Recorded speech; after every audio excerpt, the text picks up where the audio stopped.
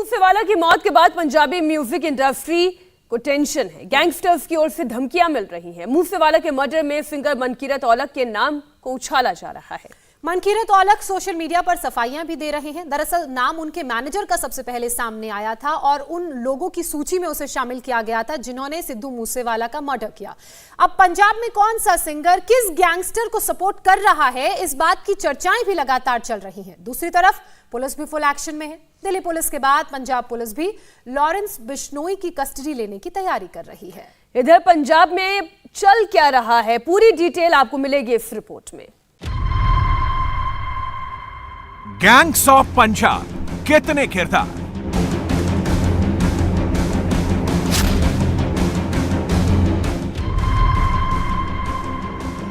मूसेवाला के मर्डर में औलख का क्या हाथ? क्यों औलख ने हाथ जोड़कर मांगी माफी? ਇਹ ਮੀਡੀਆ ਵਾਲਿਆਂ ਨੂੰ ਮੇਰੀ ਹੱਥ ਬੰਨ ਕੇ ਰਿਕਵੈਸਟ ਆ ਭਰਾਓ, ਜੇ ਤੁਸੀਂ ਚੰਗਾ ਨਹੀਂ ਛਾਪ ਸਕਦੇ ਮਾੜਾ ਨਾ ਛਾਪੋ। मनकीरत औलख क्यों बोले मौत से डर नहीं है? ਮੈਨੂੰ ਆ ਨਹੀਂ ਡਰ ਯਾਰ, ਠੀਕ ਹੈ ਮੈਨੂੰ ਕੋਈ ਮਾਰ ਜੇ ਕਰ ਜੇ, ਤੁਹਾਡਾ ਉਹ ਚੀਜ਼ ਨਾਲ ਵੀ ਰਾਂਝਾ ਰਾਜੀ ਹੁੰਦਾ ਨਾ। क्या औलख लॉरेंस गैंग के लिए काम करते हैं? ਕਿਸੇ ਧੜੇਬਾਜੀ ਦੇ ਨਹੀਂ ਹੈਗੇ, ਅਸੀਂ ਮਿਹਨਤ ਕਰਕੇ ਉੱਠੇ ਆ ਭਰਾਵਾ, ਆਪਦੀ ਮਿਹਨਤ ਦੇ ਸਿਰ ਤੇ ਆ। पंजाबी सिंगर मनकीरत औलख को इतनी सफाई क्यों देनी पड़ रही है? क्यों मनकीरत औलख हाथ जोड़ जोड़ कर रिक्वेस्ट कर रहे हैं? सिद्धू मूसेवाला के मर्डर से मनकीरत औलख का क्या कनेक्शन है? क्या वाकई मनकीरत औलख लॉरेंस गैंग के लिए काम करते हैं? और सबसे बड़ा सवाल, मनकीरत औलख को किससे जान का खतरा है? सवालों की लिस्ट बहुत ज्यादा लंबी है। मूसेवाला के मर्डर के बाद पंजाब में गैंगस्टर्स का पूरा सिंडिकेट सामने आने लगा है। वसूली भाई सोशल मीडिया पर एक्टिव हो गए हैं। एक गैंग मूसेवाला को मारने की जिम्मेदारी ले रहा है तो दूसरा बदला लेने की धमकी दे रहा है। लेकिन सबसे बड़ा सवाल है, आखिर पंजाब के अंदर सिंगर और गैंगस्टर का क्या कनेक्शन है? इस सवाल का जवाब ऐसे समझिए, सिद्धू मूसेवाला की मौत की जिम्मेदारी लॉरेंस गैंग ने ली। इसके बाद गैंगस्टर दविंदर बम्बीहा और विक्की गौंडर ग्रुप ने बदला लेने की बात की। औलख का नाम सोशल मीडिया पर लिख दिया। औलख को मूसेवाला के मर्डर से डायरेक्ट कनेक्ट कर दिया गया। ऐसा बताया जाने लगा कि मनकीरत औलख गैंगस्टर लॉरेंस का करीबी है। पंजाबी म्यूजिक इंडस्ट्री में आपसी दुश्मनी के चलते मूसेवाला का मर्डर करवाया गया है। बम्बीहा और गौंडर गैंग ने औलख पर मुखबिरी करने का आरोप लगाया। लॉरेंस के लिए सिंगर से वसूली के आरोप भी लगाए गए। मनकीरत औलख के नाम पर जैसे ही बवाल बढ़ा, औलख ने खुद सोशल मीडिया पर वीडियो पोस्ट कर तमाम आरोपों को खारिज कर दिया।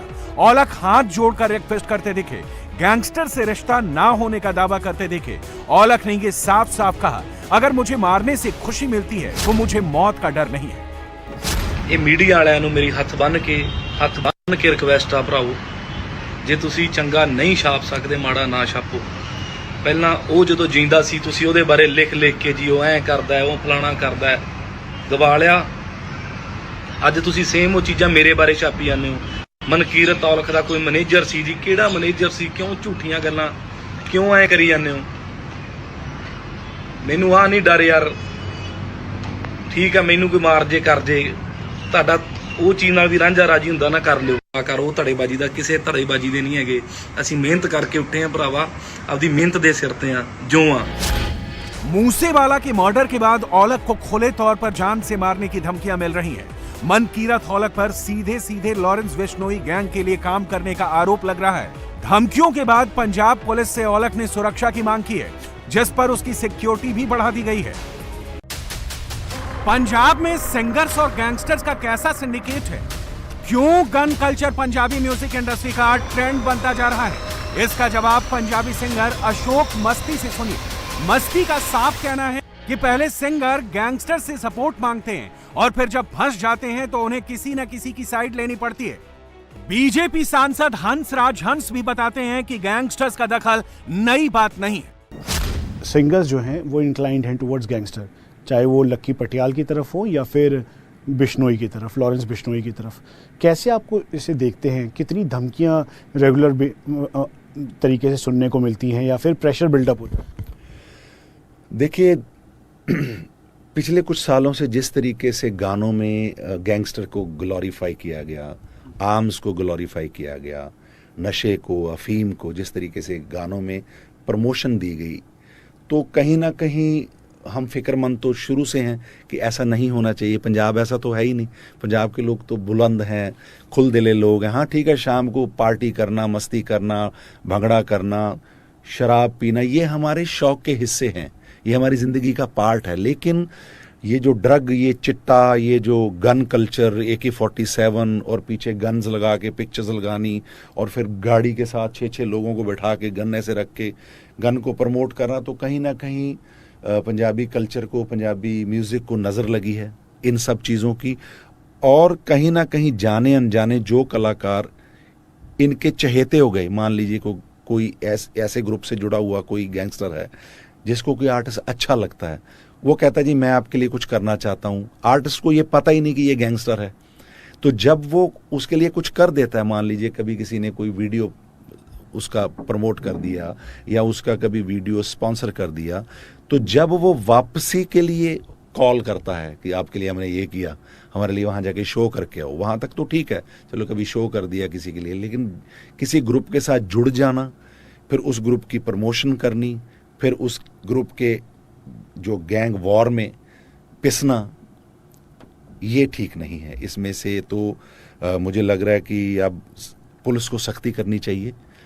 जो राज्य सरकार है उसका फ़र्ज़ बनता है कि अब सिद्धू मूसेवाली की जो ये कुर्बानी है, इसको एक मापदंड बना के पंजाब से इन सब चीज़ों का सफाया होना चाहिए। मैं बॉम्बे में भी काम किया, बॉलीवुड में, पंजाब में भी किया।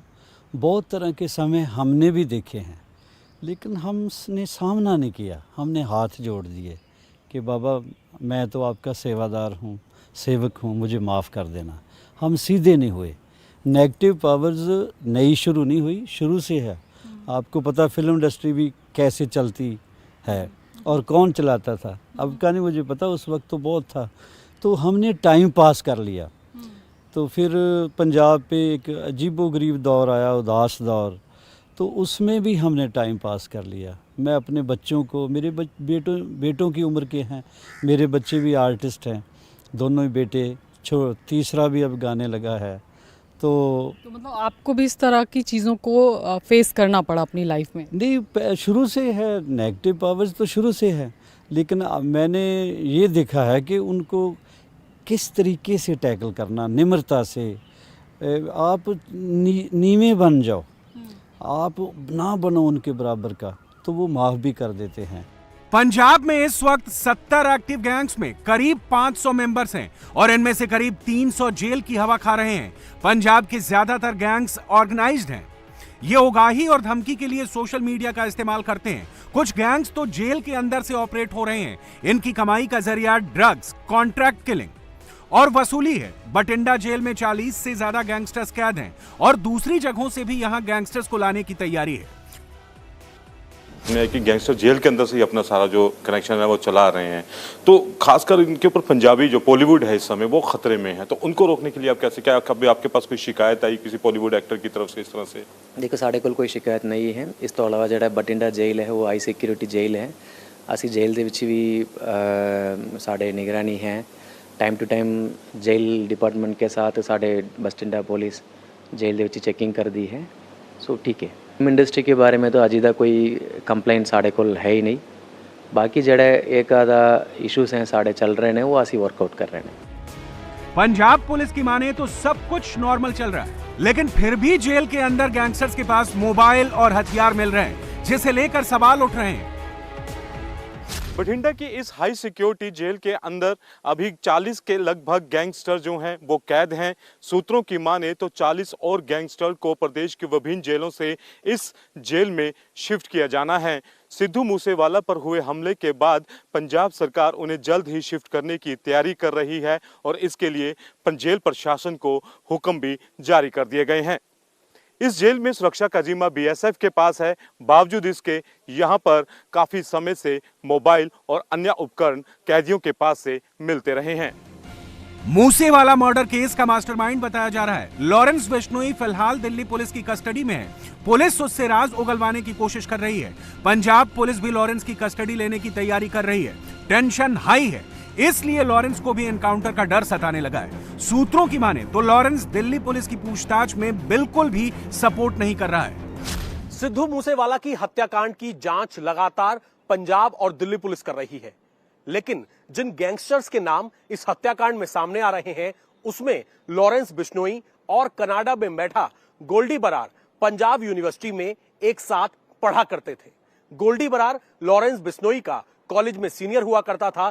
छात्र राजनीति में विरोधियों से हुए एक झगड़े के बाद से ही लॉरेंस बिश्नोई और गोल्डी बरार ने जुर्म की दुनिया में कदम रखा। हत्या, लूटपाट, सुपारी किलिंग जैसे कई मुकदमे लॉरेंस बिश्नोई और गोल्डी बरार के ऊपर लगे। उसके बाद राजस्थान, हरियाणा, पंजाब और दिल्ली में लॉरेंस बिश्नोई वांटेड हुआ। गोल्डी बरार कनाडा भाग गया और उसके बाद से लगातार कभी राजस्थान, कभी हरियाणा, पंजाब और दिल्ली की जेलों के चक्कर लॉरेंस बिश्नोई के लगते रहे और फिलहाल वो स्पेशल सेल की कस्टडी में मौजूद है और इस हत्याकांड से जुड़ी पूछताछ उससे लगातार की जा रही है। सूत्र ये भी बता रहे हैं कि वो स्पेशल सेल की जांच में सहयोग नहीं कर रहा है। इंडिया टीवी हर वक्त हर जगह डाउनलोड करने के लिए सर्च करें India TV news Google play store या ऐप स्टोर पर।